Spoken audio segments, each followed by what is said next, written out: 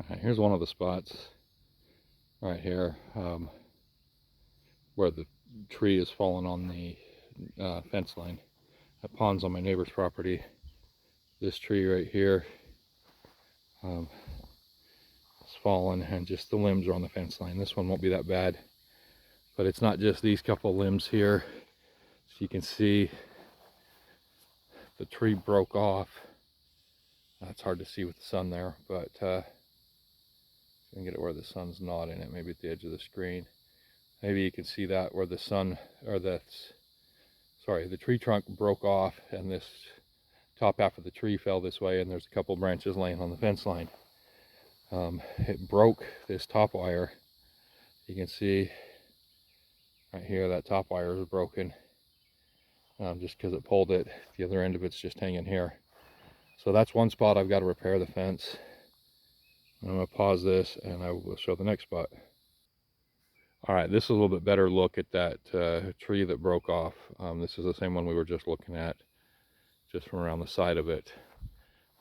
It snapped. It's actually snapped two things. So that was a double trunk tree, and the top part of the trunk to the left broke off once it split into three. And it broke and leaned over onto this other trunk to the right, and it broke off about where the one coming to me looked. Anyway, so it broke off two things right there, and the lower one there is one leaning on the fence. The upper one is coming straight towards me. But yeah, this will all get cut up. Small sticks will just get tossed in a pile, and the other stuff will get cut up for firewood. All right, so we're a couple hundred feet from that last tree that fell, and you can see this tree right in front of us, this multi-trunk, all coming out of the same base. I don't know how well you can see it, but to the right side of it, as we're looking at it, a big trunk fell, and as we get closer you can see it a little better. This one's going to be quite a bit more involved to get to cut it up and get it off the fence. You can see a limb fell this way and crashed down. It's a bit of firewood, whatever. It's got a little bit leaning on the fence there, not bad. Over there, a chunk leaning on the fence. You can see that big trunk right there. It broke off right there, and it's just laying on the fence there. And it's the big trunk's hovered over the fence. This little branch that's maybe 8 inches in diameter that was growing up alongside the trunk is leaning on the fence. And it looks like, I mean, if it didn't break that top wire, it at least pushed it down, but it looks like it actually broke the top wire. And then a piece of it is sitting on top of that T-post. And I don't know, to me it looks like that T-post got pushed into the ground some, but we'll check on that when we're doing it. But so there's this tree. It's maybe 18, 20 inch diameter trunk, but to get to it, to get it cut up and hauled out of here, I'm gonna have to cut that cedar down. Probably gonna have to cut whatever the heck that tree is, I'm not sure. This cedar. Anyways, I've got to cut a path to be able to back my truck into here. And so there's probably a dozen small trees or more that have to come down. Yeah, I'm going to take this cedar out. I need some cedar logs anyways, and this one will get probably 12 feet worth of a log that I can cut into some siding. So that one's going to go. That tree that's growing at an angle, I'm going to leave that. I'll just have that be one of the shade trees back in here. But one of my goals is to kind of thin this area to get more sunlight on the ground so that animals have more to graze back in here. But yeah, that's the second tree that fell. There's one more that I know of that a branch broke off and is laying on the fence. But it's a small branch. I just need a pole saw to cut it off up high because it's not completely detached. And that one didn't damage the fence at all.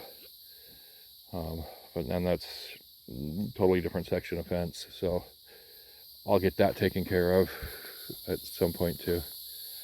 But these two that I'm showing on this video need to get done before I can put my animals back in here. I had them in here for about 6 months, and then my bulls started getting out, and then moved all the animals out of here, and they're back up front, the front part of my property. So yeah, got to get that tree fixed, and I will probably do a little bit more thinning of some stuff back in here, thin stuff along the fence line anyways, to try to keep stuff from falling on it.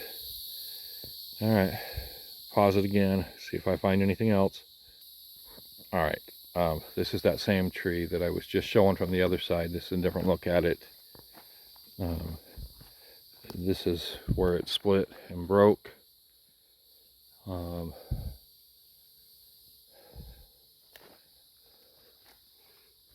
See how we can get a decent look inside that tree. It looks like it's the other dual trunks are a bit rotten in the middle too. So quite possibly this entire tree needs to come down.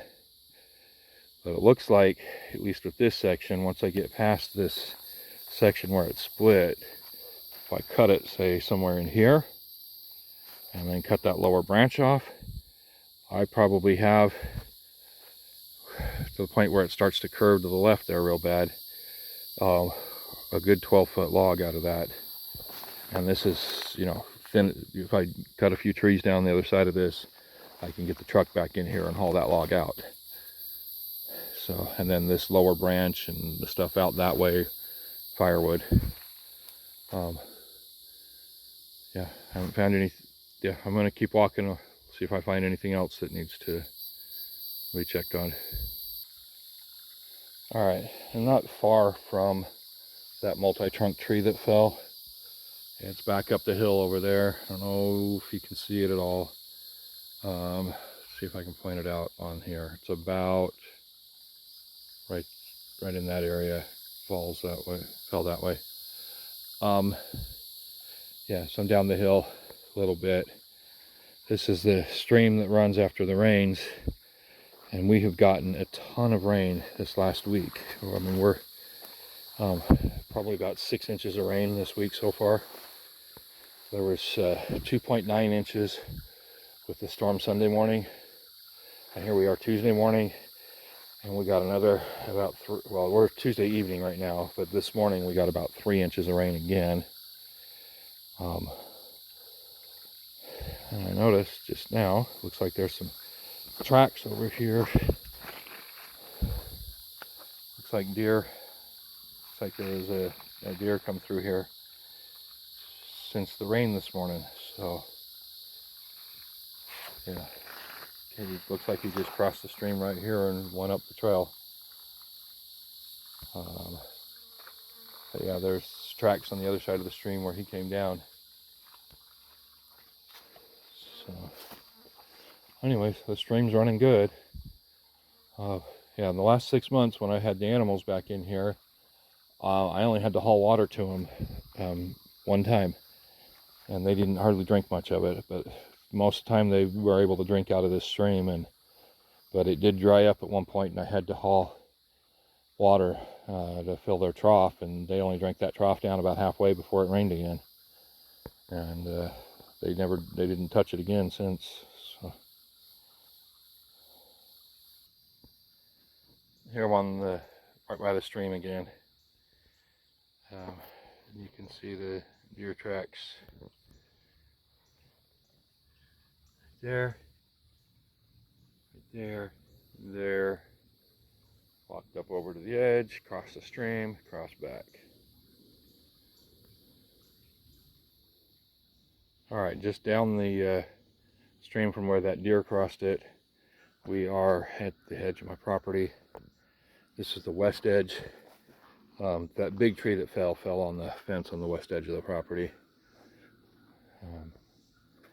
The road frontage is on the east, so this is the far back of the property. You see the fence goes across there. Then there's that red T-post, and the only wire between that red T-post and the tree is just the one wire that's loose at the top, that's one stick's kind of hanging on. And then, but to the left of it, between those two trees, there's a few wires and a post coming up that is stopping anything from walking down that way. So, like I said, I didn't put this fence in. It was up before I bought the property, but that probably needs a couple more wires across there. Not saying anything would get out of there, but just because you'd have to come up this embankment and across there to get out, it would probably be easier for something to get onto my property from the neighbor's property than it would be for something to go from my property off of it right there. But regardless, I probably need to get a couple pieces of wire in there to patch that. All right, this is up on top of the hill overlooking that spot that I was just showing with the red T-post and the gap between that and the tree. You can see the fence right here between these two trees blocking the path down to there. But there's nothing really blocking the path from the neighbor's property on the mine right there. And if they came through there and down into the stream, it's really rocky, something could hurt a hoof or whatever, get stuck in there. That wouldn't be a good thing. So it's probably a good spot to put up a couple wires just to block that off. And with the top wire there, a full-grown cow is not coming through there, just because, I mean, assuming they're fairly well trained to the fence, which all my neighbors' cows are, the only cow I'd worry about going through there is a young calf. And if a young calf got in there and got separated from its mama, that could be a bad thing. I don't know if you can see this. There it is.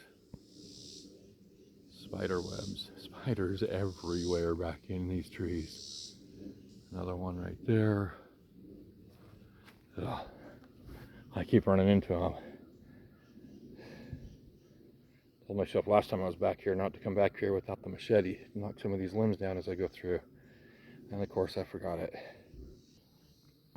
Okay, about 65, 70 feet further west from that deep ravine stream crossing. Not deep ravine, but that other, anyways, not deep compared to ravines out west, but for this area, fairly deep ravine. But past that last stream crossing, there's this other little stream. This one only flows for a few days after the rain. It's not a long duration stream, but it crosses right there. The fence is good where that one crosses. You get to this tree, and this is where we start the problems. There was, like, this tree was used as fence posts years ago. The fence has grown completely around it. However, it looks like the top wire was at the one point here. There's no wire coming out of the tree there. There is a wire coming out of the tree here, there, there, and there. 4 wires down below it. And there, so this is only like 2 feet off the ground where this wire is. And you can see as you go this way, even that wire that's only about 2 feet off the ground, you get out past this second post from it, and it's broken, and it's hanging down. And then, I mean, that wire did come up a little bit here, there, so it's about 3 feet high there, maybe 2.5 feet there, and then it's broken, and so you're back down to the one below it, and you really only have 3 wires, and 2 of them are bunched up. I think that this area right in here is where my bull was getting from my property onto the neighbors. I think he was just stepping over the fence, because there is nothing here to hold him in. So that being said, I need to go from that tree, because the fence the other direction is pretty good, minus that one little spot, at least between the tree here and the tree along the side of the ravine are pretty good. But coming this way, this whole fence needs to get rebuilt all the way. And here you can see where the wire picks back up after it was broken. It's just sitting on top of that, and it's sagging down and back to the corner back here. This is the fence I put in back in December, the rock bulb, and then I did a east-west fence that was, yeah, just, I don't know, over 1,200 feet. The rolls of wire were 1,330 feet, and or 1,320 feet, something like that. And I used basically all but the center core of the reel, a roll of wire, 5 rolls, and had those wire tensioners, and about 200 T-posts between here and the other end of the fence. And this is just for the back section of my property. But this way a little bit, you can kind of see it. Right along the fence is a tree that's fallen, the limb that's fallen over the fence. I'll walk that way and show it a little better. This isn't the one I was going to show, but they might as well show this while I'm back here. This is a spot where I cut out a tree before I built the fence, because that trunk was laying down over the section where I was built the fence.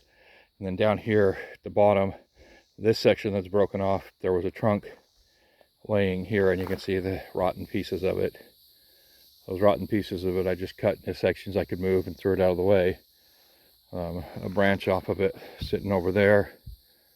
But this one I cut up for firewood, except for about 10 to 12 feet worth of the main trunk on that white oak. I cut for a saw log.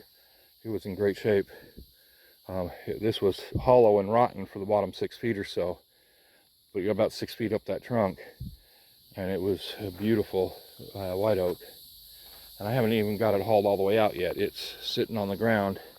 Not on the ground, I've got it propped up, but it's still sitting over here. It's been sitting there for 6 months. I hope it's not rotting, just sitting here, but I can't get my truck back in here to pull it out, and my four-wheeler's not strong enough to pull it. I got it that far by doing pulleys, getting a 5-to-1 on a pulley and pulling it with my four-wheeler. And I could keep doing that, using anchor trees and 5 pulleys and whatever. But this is the one where I've got a branch that's fell, broke off from up there. Just kind of snapped that branch, and it laid right down onto the fence. That happened in a storm a couple months ago, but it's barely even touching the fence. Like it's touching it, but as you can see, it's not really putting any pressure on it. I can lift that no problem. So I do need to get a pole saw and just cut it up there. Basically, I need to cut it down low a couple places, and then get up high and cut it and just get it up off the fence. And I believe that is the last. I haven't walked the whole fence since the 2 storms this week, but I believe that's the last couple of spots, or the last spot that I need to cut a tree out, or at least a limb. All right, this is that section of white oak. It's not huge, but it's heavy. It's cracked a little on the end, but I'm sure once we get in a few inches, the cracking will be gone. This end is sitting in the dirt. It's propped up here. I still have the chain around it from when I was pulling it. And I've got a bunch of little cedar fence posts cut. My original plan as I was doing this fence, so I was going to do a green T-post every 30 feet and then put in a cedar post in between each one. I got started on that, and a neighbor of mine gave me a whole bunch of T-posts, so those red T-posts. So every other T-post is, it alternates green and red all along my fence, because I had the green ones in, and then I was gifted all those red ones, and so I just used them and didn't end up having to use the cedar. And then this here was another white oak tree that I had to cut down along this fence line. It was just in the way of getting, in the way of getting the fence put up, so it had to come down. And so that one, I'm not sure. I was trying to save it for a saw log. I don't know what all I can get out of it. But there's 2 white oak logs, if I can get them out in a reasonable time frame before they rot. And if I can't, I'd probably be better off just cutting them into firewood and hauling them out. And then I'll just walk over this way as I'm recording. I've got a pile of cedar logs right here. Nothing huge in this pile, but some decent logs here that would make good poles for a pole barn or something like that. A few of them in here that are bigger around, I might mill for some cedar siding. And but yeah, there's actually a couple of Osage logs in there. You can see or sticks, whatever branch. Anyways, a couple of Osage trees, but mostly this is a pile of cedar logs. And I got to get it all hauled out of here. And over here, this is what's left of the firewood that I had cut up while cutting everything for this fence line. More cedar posts. The closest one here is Osage. The rest of those are cedar. And this, you can see this cedar tree here. I'll probably most likely be taking it down for a pole or something also, but up to about my shoulder height up against this tree was piled with firewood, and I hauled it out a little at a time on a sled behind the four-wheeler. Had to haul it down this hill. I'm not sure how well. It doesn't look like much of a slope here, and it's not bad for this part. But as we get going further and further down, the slope gets worse. It gets steeper, especially as we get to the ravine. Yeah, it goes down fairly steep right here. Across the stream, got two streams that converge right here. This was about the only place I could find a decent something to, somewhere to cut out a crossing for the four-wheeler in the forest back here. So crossed here and then along here and crossed right over there, and that's the stream crossing. Just walk through a spider web. So yeah, the stream is full and running. This is about as full as I ever see it. I have not actually ever come back and looked at this in the middle of a major rain event, but I'm sure it gets whipping pretty good. This is, right now we're about 12 hours since the rain stopped, and it's still flowing. And this will probably flow for 2 to 3 weeks, maybe more. Anyways, that's about it for this.